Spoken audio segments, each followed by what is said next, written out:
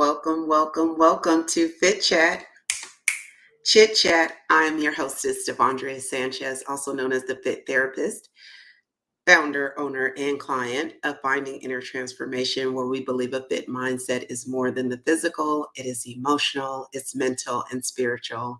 Thank you all for joining in. If you have any questions, comments, or feedback, please leave it in the chat. If you are watching this in a recording, please feel free to leave questions, comments, and feedback in the chat as well, and I will be sure to get back to that question or comment. For those that are joining me live, welcome. I decided to jump on here after I went on, during a run this morning, and I wanted to give up on my run. And then it just made me think about how many other people have wanted to give up or have given up on their goals.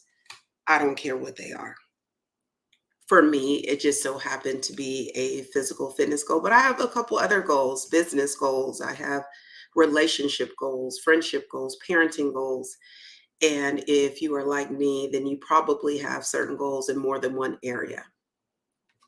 However, the fact that I wanted to give up in the middle of my run, knowing I have a goal that I'm setting for myself by the end of this year, and then I have a smaller goal within the next 30 days. If you are joining me live, what is a goal that you have for the next 30 days? If you do not have a goal for the next 30 days, I highly encourage you to do that. I don't care what area of your life that it is. So, in the words of my pastor, Pastor Slack, I won't be before you long. Okay? So, let's talk about goals. Again, mine just so happened to be a physical fitness goal in November. If you were with me last year, you know that I trained for a half marathon, which I had not trained in about 4 to 5 years. I was running, however, I was not running to compete in a race. And I am a competitive runner, even if now, as I've gotten a little more seasoned, I recognize that there's a different level of competitiveness. When I did that race in 2015, I came in, I think it was second or third place female, first in my age group. However, now I have a goal time. And so this last November, after not training for 5 years, whatever the mathematics was, I think it was 5 years, I wanted to compete. I came in 6th overall female and first in my age group, second maybe. Either way, I was super duper excited about my accomplishment because I did everything to meet that goal. And so one of the things that I do know is in order to reach your goal, you got to know what the barriers are. So we're going to start before we get into 4 ways that you can have an effective way of not giving up. Again, I truly wanted to not run today. And I had to remember what my goal was. My goal is to, in the next 30 days, I want to be amazingly fit in my own right. And I have some accomplishments that I want to make in the next 30 days. But my long-term goal, and long-term, I'm meaning anything over 3 to 6 months, is something that I consider long-term for this season of my life. I know some people have yearly goals, a 5-year plan. For me, those are great. Those are bigger and more significant and seem a little bit harder to look at. So when you break them down into small chunks, we're going to definitely talk about that as well. Okay, so what is the barrier? Number one barrier to wanting to give up or not reaching your goal is you're not ready. You're just not ready. So in the psychological clinical world, we have these things that are called the motivational interviewing or motivation to change in stages. And the first part of those stages are when you are pre-contemplating or contemplating, and actually you're only thinking. You may not even be cognizant that this is something that you want to do. Maybe there's an engagement, maybe somebody told you about something, maybe that's a goal that you heard about or thought about. But honestly, it is, it's more stationed on like a hope. It may be a deep desire, but it's not enough to actually change behavior. So even though you may have thought about it, it's conscious to you. you're aware of it, you may not be ready to sacrifice what you're currently doing. And there is sacrifice. For me to get up and do that run this morning, I sacrificed sleeping in, I sacrificed eating first, I sacrificed talking on the phone, I sacrificed, maybe some studying I could have done, whatever that thing is. You may not be ready yet. And so when you think about these stages of change, it's not until you really get to a point of pre-contemplation or contemplation where somebody or something is persuading you to reach that goal. For instance, with me wanting to do this run, I was already in preparation. So there's behavior that's set in place. If you've heard me before, you know that I still set up my gym clothes the night before. Even though I have been working out for 20 years, I still set up my gym clothes. Why? Because it is a constant visualization and reminder to go and do the thing that you set out to do. Even if you don't do it, you got to look at those gym clothes. Okay. So, we don't recommend guilt here, but when you set yourself up to prepare to do a thing, you're more likely to pursue the behavior. So that's number one barrier, is you may not be as ready as you think you are. And so you got to identify what your stages of change is. Okay, the next one, I got some little notes here, is maybe you think about it, but you don't believe it. So again, going back to that stages of change, you may not truly believe what you are thinking. Perfect example. I can think about eating a salad all the way up into I get to the rib joint and everybody else is eating ribs. I don't believe that I can resist ribs. I hear people tell me all the time, oh, I just can't. My weakness is cake. My weakness is it. And that may be true, but you've habituated that comment so much that it is set into your belief system. And so you may think about the salad, but if the ribs or the cake or whatever it is that, is your thing comes out, unfortunately, you may not have the willpower to go against that habituated thought or belief system. That's the other side. Another thing is your goal may not be realistic. It may not be realistic, and you really need to take a look at what your goal is and your why behind it. And that will kind of tie into some of that belief system stuff as well. But I would say it may be unrealistic, whatever your goal is. I oftentimes work with a lot of people who want to lose weight. I love that because I myself had an extra 100 pounds on me 20 plus years ago. So I get that. However, it would be unrealistic for me to think that I could lose 100 pounds in 3 months, at least not in a healthy way. I love it. I'm going to try that with the gym clothes for sure. Good. Deborah, yes, do it. I'm telling you, it's 20 plus years later, I still do it. It is just good habit. If I didn't have them out, would I still do it? Yeah, because I've created enough emotional and belief system buyout to fulfill the task that I want to do. However, for some folks that are just starting out with new goals, that is a beautiful way to start. Okay, so make sure they're realistic. The other part is it may be too complicated. Too complicated. If your goal is too complicated, you got to take a look at that. I have, discussed something with a young lady recently, and I am also definitely one who have a lot of different moving parts. When you have a lot of different moving parts, you can end up feeling very overwhelmed. Very overwhelmed. And so it becomes very complicated to pursue the thing that you either desire to do, you've been created and assigned and gifted to do, or something you believe you should be doing.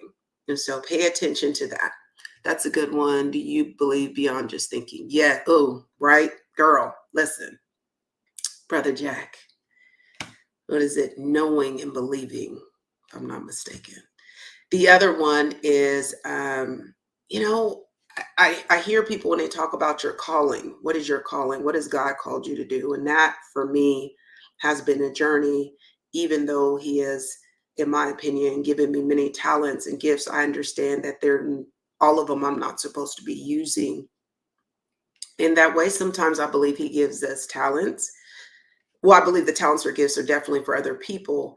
However, I also believe that some of those talents and gifts are just so you can help someone else, meaning you may not make any monetary money from it. So, for those that know I have a little thing. I can do a little hair. Mm, but I have not been called to be a beautician. I thought I was because it was a talent and a gift that I believe was given to me. However, he showed me real quick. Shout out to the beauticians and barbers who stand on their feet all day and hear people's jazz. Oh, wait a minute. I hear people's jazz. Just joking. However, the key to standing on your feet all day, no bueno for me. Okay. I realized that that was not my calling, although it's a talent that he's given me. Do you get what I'm saying? Amen. Okay. And then the last barrier I'm going to say is relying on motivation. Motivation is very fleeting. Again, I found that I hit a wall during the run this morning because at that point, I had to shift over from out of motivation into discipline. I had to coach myself. And it's very interesting. My daughter recently had to do a presentation and she was talking about positive affirmations with athletes. And, we have to remember sometimes the dialogue in our head is what also prevents us from reaching our goals. Some of us are abusive to ourselves. If somebody talked to us the way we talk to ourselves, most of us be ready to throw our earrings off. So, with that being said, sometimes you have to coach yourself. Sometimes you have to encourage yourself to be able to complete that. So, those are the barriers. Okay. You're not ready.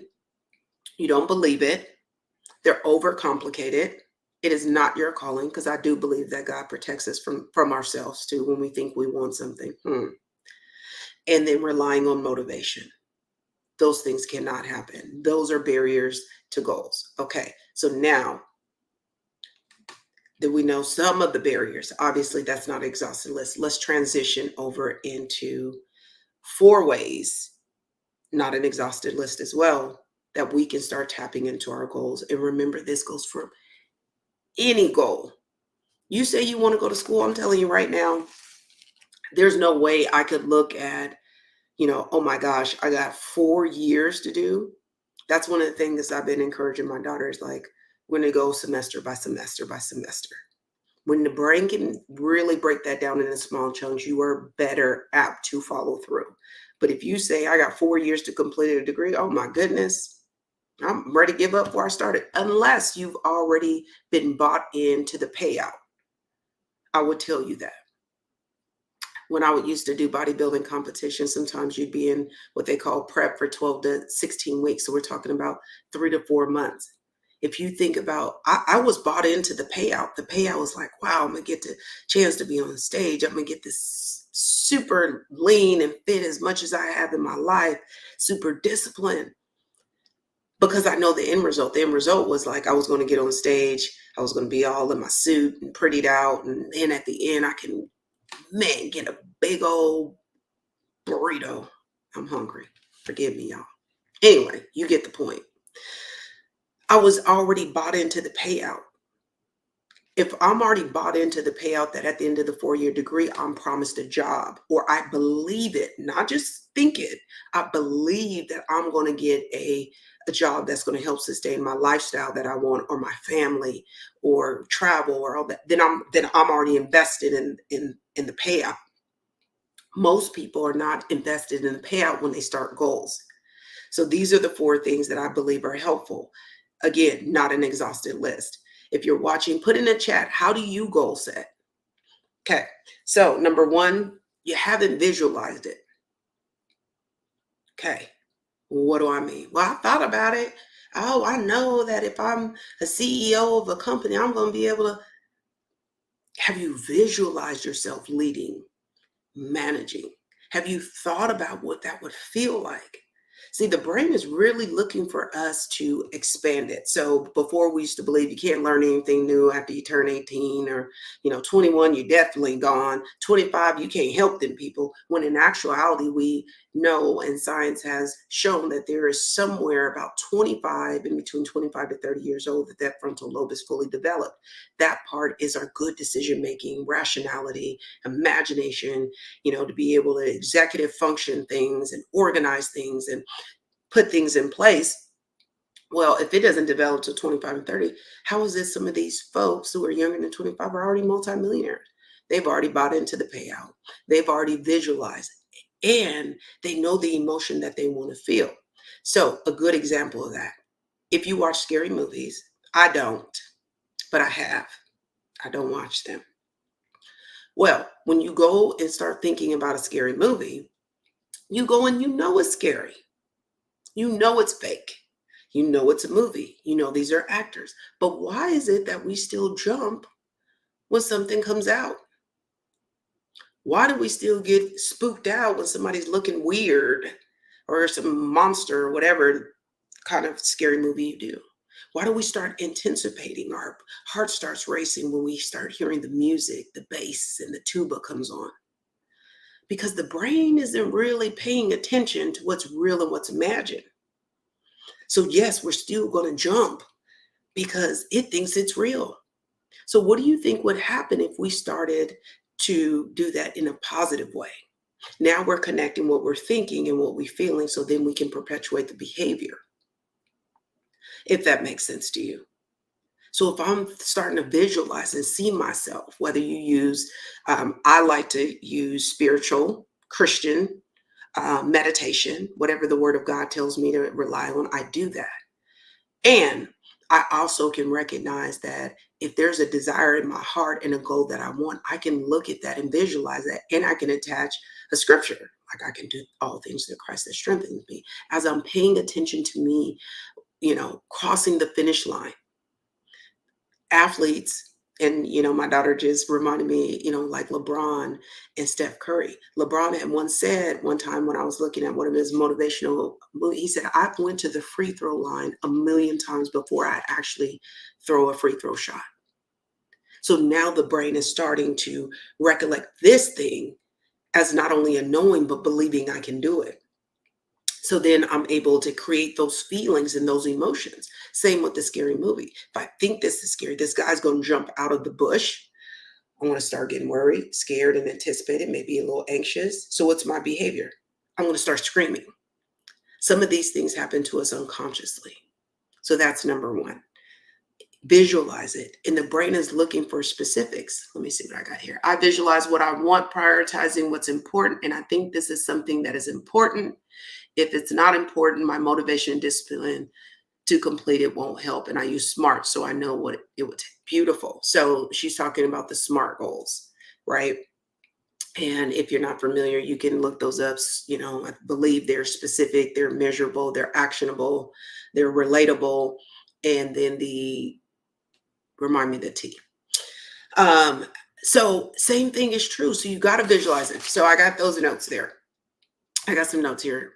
Also, you want to make sure that when you visualize it, what you're doing is you're creating those neural pathways. So as Deborah just reminded, it needs to be very specific. So it's looking for details, but it's also looking for pictures.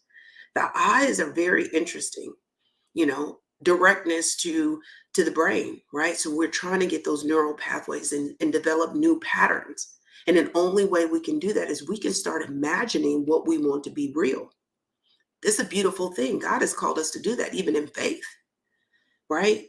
We are to have that now faith, believing that something that we're asked for is already in existence through the evidence of things hoped for. So what is the evidence? What you put in the tangible, what you're believing to be true, what you're asking and desiring for. So I want you to visualize and be very specific. It's just like when we get a new car. Before we got that new car, you didn't really see it. But once you get everybody and their mama got the new car, you're starting to see it everywhere. Those new cars been there. because whatever we focus on, the brain will start picking up on those things. So some people ask, well, how long do you visualize? I'm not going to tell you how long you think it's going to take. You can look anywhere and say 5 to 10 minutes a day. That's a long time for some people to really even sit still. You don't have to do it in that way. If you want to be your own business owner, an entrepreneur or small business owner, start looking up things that small business owner and entrepreneurs are doing. And the more you start focusing, watch after a while, well, Facebook already helps us with the algorithms. It starts posting stuff. You're like, hey, I was just searching that, or I just talked about that. It's helping you secure a greater focus. So start paying attention to the things that you want. Start visualizing, researching those things. They say if you spend 1 hour every day for a year, that's 365 hours. So don't feel like you got to spend your day grinding and hustling. Oh my gosh, I'm already burnt out thinking about those things. So visualize it, create those neural pathways, those connections. The more that you create connections, the more that you start focusing on those things. The more you focus on those things, the greater you're going to get at those things and opportunities. The other one is do something daily. So we talked about that. Even if you start with 10 minutes every day on that one thing that you're desiring, 10 minutes one. So if it is, let's say, a weight loss goal, well, how are you going to visualize it and be very specific? And what will you do that day to do it? So for instance, let's say you don't meal prep, but you want to start eating healthier. Let's say you cook dinner and say the meal was good. This is something you can do for your next meal. Get enough, make enough to take for lunch the next day. But I'm going to tell you, it has to be appealing. A lady just asked me, what do you eat recently? And so I told her, she goes, well, the problem for me, if I meal prep, the meat is nasty by the end of the week and I don't like it, I throw it out. So I said, freeze it. Make enough for 2 days or a day, freeze the rest and bring it out like you would unthaw anything else. She goes, oh my goodness, I never thought about that. She said that was enough to help me. Some things were overcomplicated, like we talked about in the barriers. So if it is healthy eating, meal prep, freeze, keep enough for a day or two, freeze the rest, and then set it out. And now you have your meal. If you have enough time, set out the meat, season it, bag it up, and then you just cook it as you go. My husband doesn't like eating leftovers, so he'd make his meat fresh daily. A lot of times it doesn't take a lot. You can come in from work, wash your hands, the meat that's already marinated or ready for you, you throw in the oven. While you go get out your clothes, get your shower, relax and unwind, and your meal is ready. Okay, so you got to do something daily because now we're trying to create habits. According to science and research, yes, ma'am, faith to activate. I love that. According to science, it takes 66 days to create and form a new neural pathway, a new habit, to get your brain to connect that thing with behavior. What will you do for the next 66 days? My math serves me correctly. That's a little over 2 months. But it's not looking for you to spend the whole day. It's looking for one behavior change to do consistently. Yes. Do I want a burrito? Amen. I brought it up. I must clearly want one. It doesn't mean I can't have one, but my short-term goal right now for the next year doesn't have a burrito in it. But I know the payout. So I'm able to kind of jump past these other barriers to get to the payout. Okay. So your next one is create smaller attainable goals. So even in therapy, we may get a client that says, I want to be able to laugh again. I want to be able to, I try to get them to be as concrete as possible. So let's say I want to be happy. I would say, well, what is it? How will you know you're happy? Like trying to help them be very specific. They said, well, I want to laugh again like I used to. Well, how many days before did you laugh? Well, 3 times a week. What are some of the things that made you laugh? Well, comedy shows. I used to watch Seinfeld. I would go out with my sisters. Okay. What is the smaller term goal? I'm going to make a date to go out with my sister at least 1 time a week. So now that's something attainable. And maybe you and your sister watch Seinfeld. to make sure that you reach the smaller term goal. So what is the goal and what are the objectives? What are the smaller attainable goals? So again, yes, I want to run a race competitively in November. So what do I need to do tomorrow? So tomorrow I need to have a schedule of probably a run day. Okay. So I'm going to run for 34 minutes. You got to be very specific because the brain will start throwing you back into your old habits. So my bigger goal is to run competitively a race in November.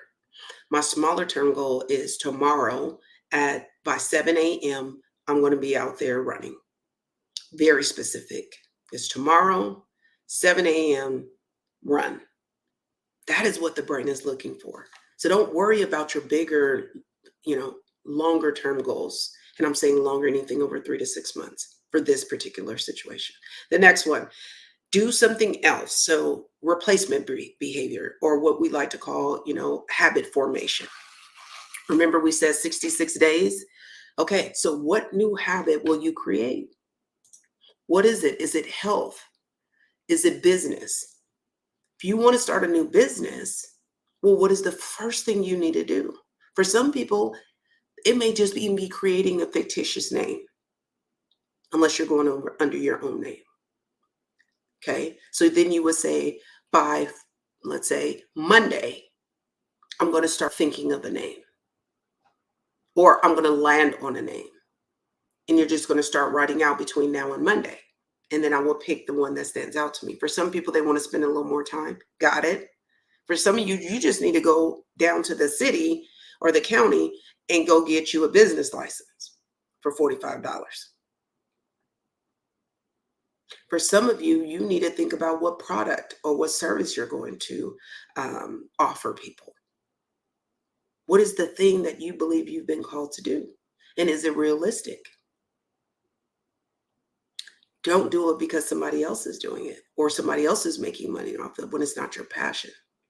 There's a whole lot of people miserable with money. Amen. Okay, so make sure it's something that lines up with what you believe that you've been called to do. And of course, pray about it. When you do visualization, when you are starting to change habits, I want you to think about the emotion. Every one of us right now, if you think about your favorite food, just think about it for a moment. My mouth's watering thinking about my favorite food, y'all.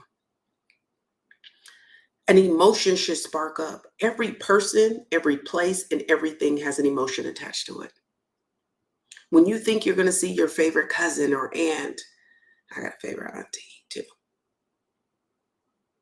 Okay. There's an emotion that you didn't even have to do anything because that is part of your belief system. That is part of now your automatic thought. And those feelings are going to automatically come up. When you think about in the other side, your worst food, a food you don't like, you probably still will have the salivation because there's nothing we can do about our salivary glands being activated when we look or see food. But you may have an emotion attached, like that's gross. I know gross is not an emotion, but you get my point. Like, not very favorable thoughts that come up. So then that's going to lead to not very favorable emotions or feelings. And so if you have, some people have trauma around certain foods. We talked about this in one of my groups recently, being made to stay at the table to eat peas. Now people are grown and they can make their own decision. They don't want to eat peas anymore. I don't know. Could be traumatic, especially if you were forced or somebody put it to your mouth anyway, or you couldn't leave for several hours. But I want you to not only think about how you want to feel when you're meeting that goal. Like every time I rehearse crossing the finish line or completing a run, I feel amazing. I'm excited. I have this deeper, fond gratefulness, this joy that's activated. So those are the things that I want to leave you with. So what do we have for 4 ways? We have visualization. Again, athletes do it all the time. Again, I would just use LeBron. He said he's been to the free throw line 1,000,000 times before he actually makes a free throw shot. That's pretty amazing. They visualize feeling excited, the crowd. They take all of that in and be very specific. And sometimes they visualize weeding out the crowd, because sometimes if you hear some of these sporting events, especially with basketball being so close and the sound is there, unlike football, right? It's a little bit too much stuff going on and there's a head barrier over it. Visualize yourself weeding out the crowd if it's a distraction.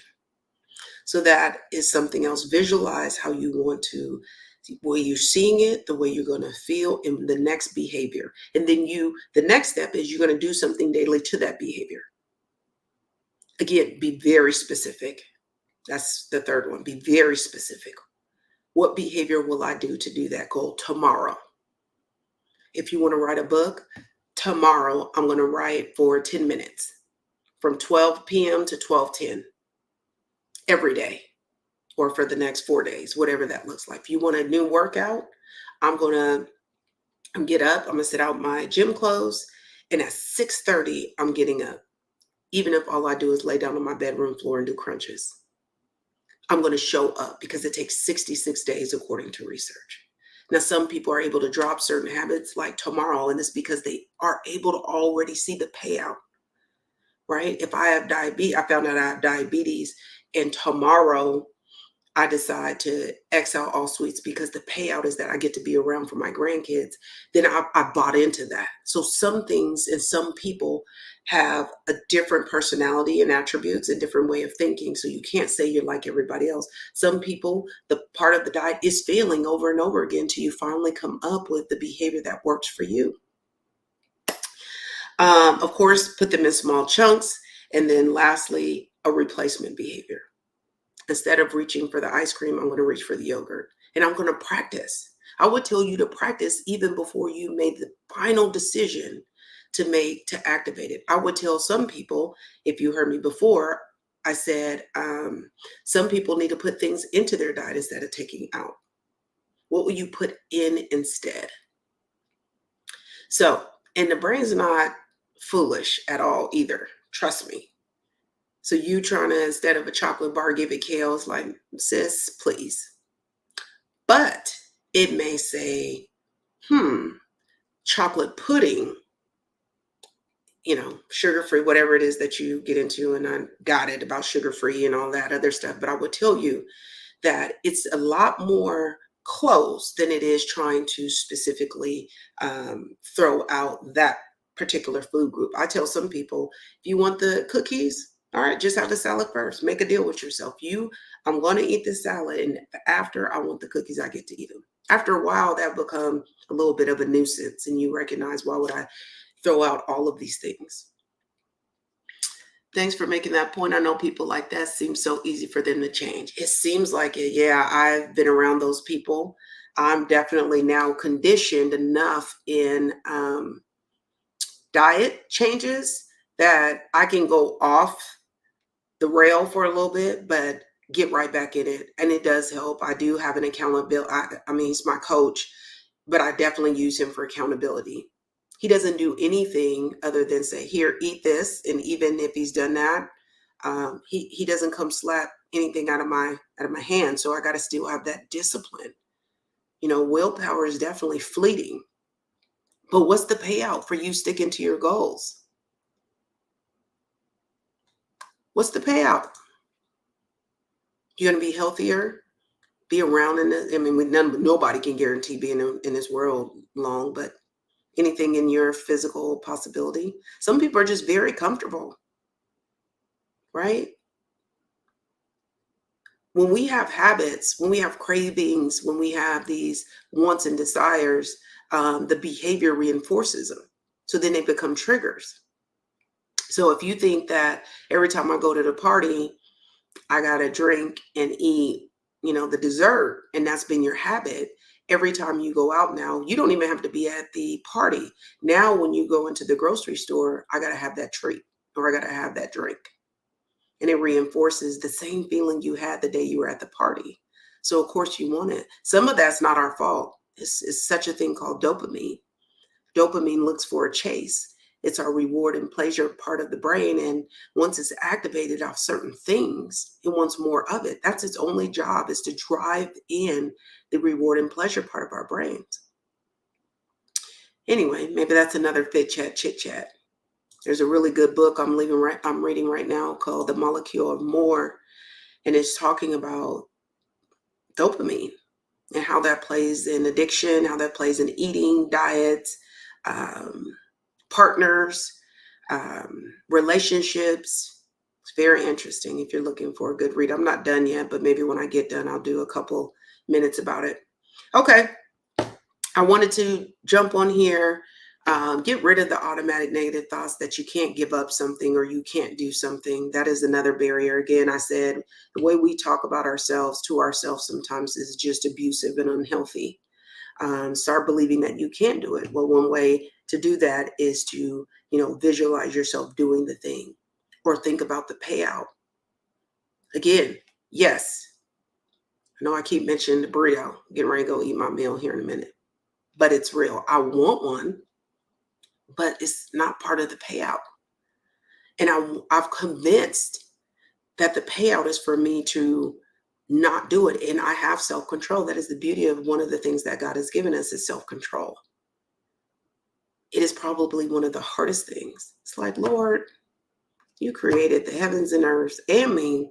You could have set me up to where you controlled me at all times. But he wants us to be able to do that. So I'm calling you to, if there is a goal that you have in mind, write it down. Vision boards are amazing. They don't guarantee everything. Let me show y'all this real quick. Vision board. And can you believe the things that you're visualizing? I'm excited about the visions that I have. I'm excited about the desires that God has put in my heart.